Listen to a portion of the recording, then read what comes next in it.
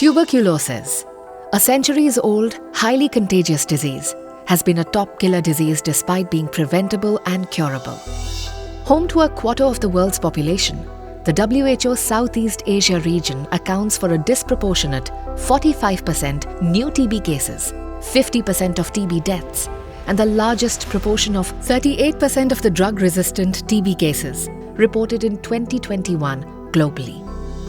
On 16th March 2017, while reviewing efforts to address TB with health ministries of member countries, Regional Director Dr. Poonam Khetrapal Singh announced accelerate efforts to end TB by 2030 as the 8th flagship priority of the region.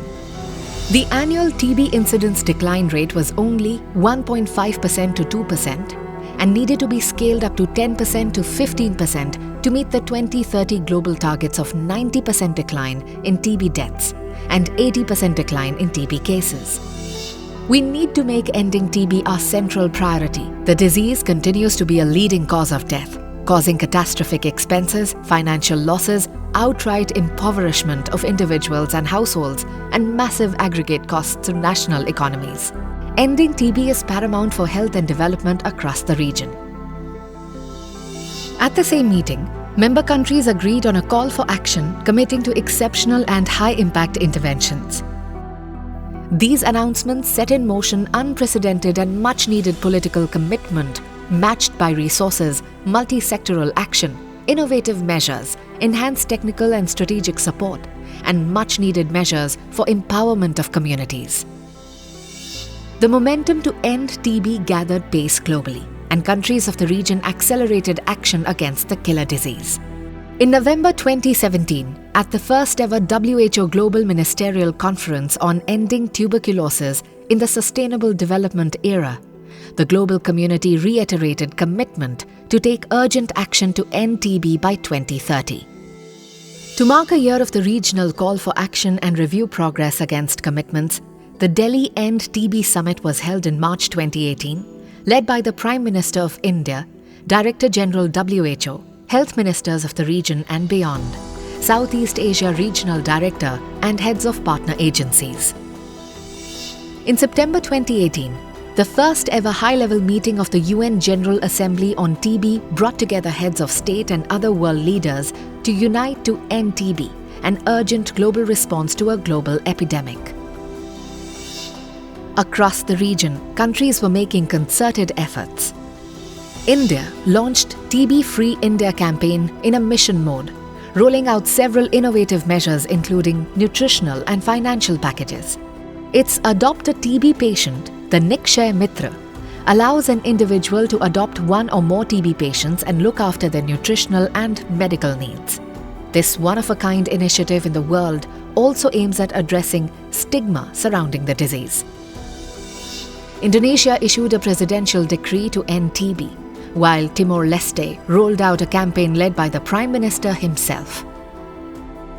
In Bangladesh, TB is a notifiable disease, and the community clinics have been actively screening, detecting, and treating TB patients along with other services. Nepal has rolled out comprehensive local-level initiatives to accelerate case detection, treatment, and quality of care. Nepal is now introducing newer, shorter treatment regimen for drug-resistant TB. Thailand and DPR Korea increased funding to fast-track effective strategies to end TB, while Myanmar introduced newer diagnostic tools, mobile clinics, and affordable treatment. The domestic and overall budget for TB in the region increased from $551 million in 2014 to $1.4 billion by 2022.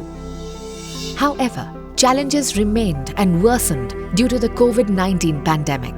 In October 2021, ministers of health from the region met virtually and committed to renew efforts to end TB by 2030 and offset the setback caused by the COVID-19 pandemic. The region continued to make efforts to sustain the gains, accelerate efforts, and innovate to achieve the TB targets. As part of the Regional Strategic Plan 2021-2025, countries are working towards universal access to high-quality, rights-based TB prevention and care services without stigma and discrimination. focusing on marginalized and vulnerable people.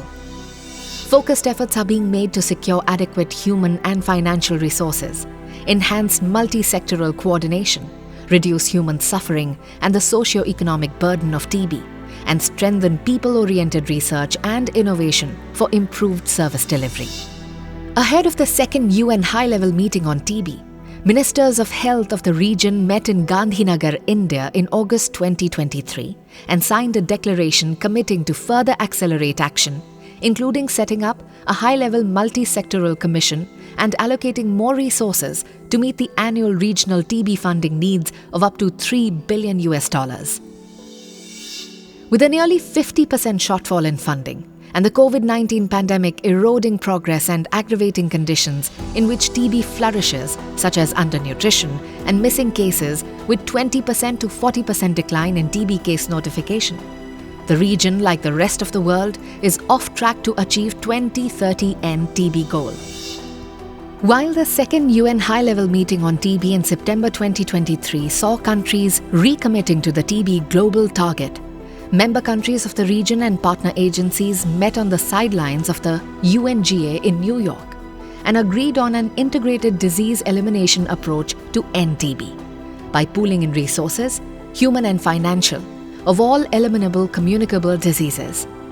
This would also ensure sustained community-level engagement with beneficiaries receiving one comprehensive package of services.